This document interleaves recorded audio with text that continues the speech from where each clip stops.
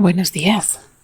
Hoy es domingo y el día de hoy recordamos lo que el Señor hizo por nosotros en la cruz.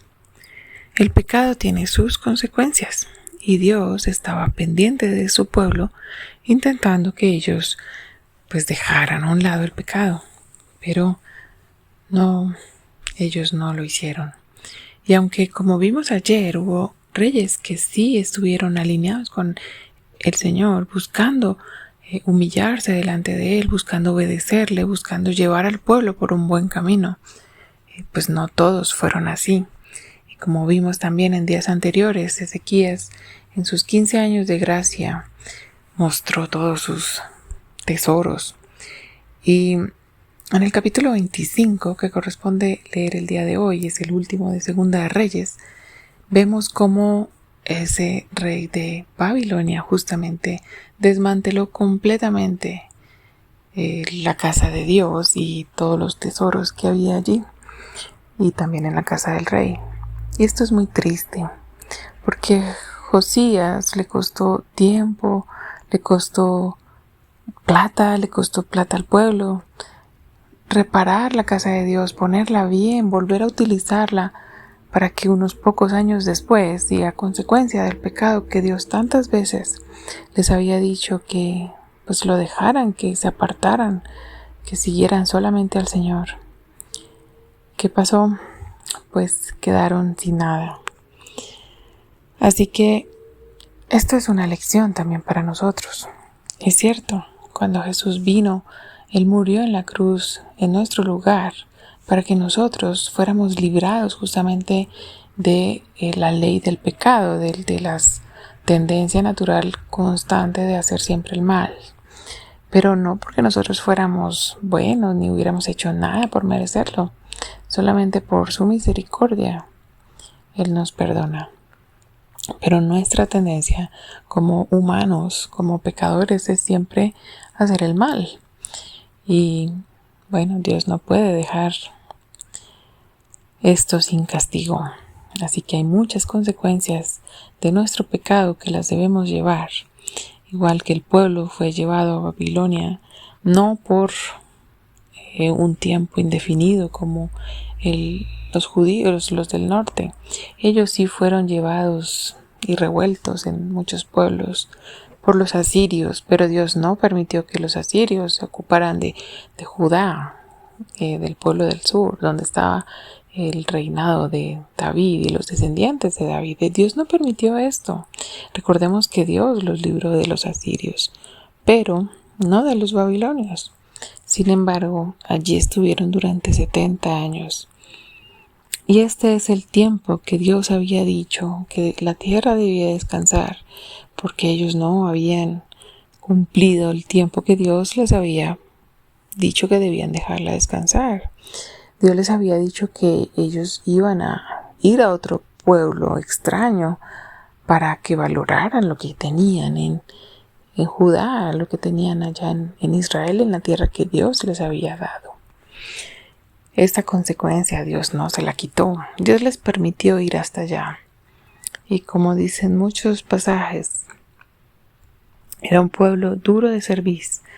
O sea, era un pueblo que no torcía su cuello fácilmente para humillarse delante de Dios. Y realmente esto también está tan arraigado en nuestro corazón humano, el no humillarnos tan fácil. Realmente solo cuando contemplamos las maravillas de Dios, como veíamos ayer, podemos postrarnos delante de Él y adorarle. Y aún así no todo el mundo lo hace. ¿Qué pasa con tantas personas que están constantemente haciendo el mal? Engañando, manipulando, pecados tan sutiles que uno piensa, ay, pero es un pecadito de nada. ¿Cómo así? No, pues Dios no puede mirar esto como grave, ¿no? Y resulta que nos engañamos a nosotros mismos, y esto también trae consecuencias. Quizás en nuestros hijos, quizás en la congregación donde estamos, hay consecuencias de estos pecados que parecen sutiles. Justamente Primera de Pedro habla de la comunión en la iglesia local. ¿Y de qué habla? De que tenemos que servirnos unos a otros y amarnos unos a otros, perdonarnos unos a otros. Y para que esto se pueda hacer, hay dos cosas que debemos hacer. En primer lugar, llenarnos de la palabra de Dios, desearla como niños recién nacidos. Y en segundo lugar, desechar tantas cosas que nos alejan de este pensamiento de Dios de amarnos unos a otros. Y estas cosas, Pedro las menciona tan claramente, clasificadas en 5 grupos. Justamente las maldades, los engaños, los chismes, el hablar mal del otro por detrás y la maldad, esa intención de hacer daño al otro que está tan arraigado en nosotros. Y si tú te das cuenta, estas 5 cosas son cosas que a nosotros no nos parecen graves, pero son cosas que dañan a otro, dañan el cuerpo de Cristo, dañan esa comunión que debe haber. Cuando intentamos hacer las cosas a nuestra manera, sin duda pecamos, sin ninguna duda.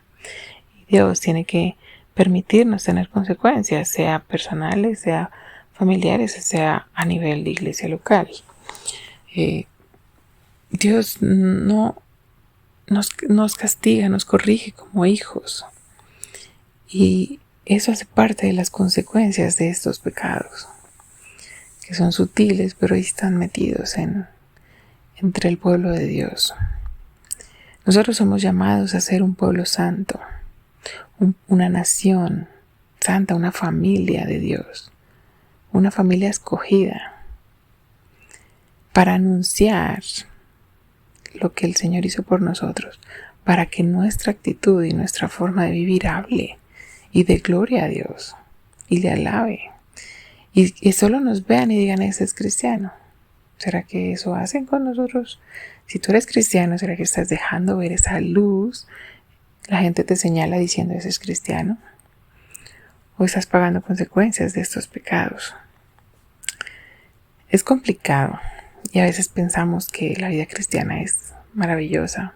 Y aunque lo es, mucho es vida en abundancia. Es una vida que está llena de gozo, de paz. Sin embargo, dentro de eso también está la mansedumbre y está también el dominio propio.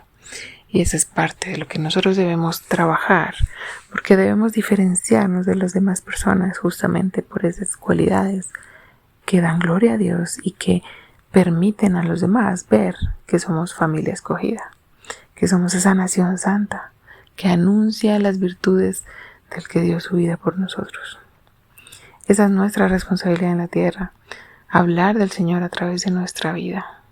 Y esto no es fácil, pero por eso tenemos el Espíritu Santo, que tiene poder para ayudarnos a cambiar si lo dejamos, que tiene poder para ayudarnos a vivir de una manera que es digna de Dios, para ayudarnos a vencer ese pecado.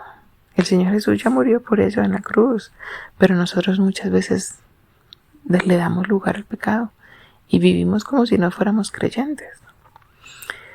Hoy es domingo.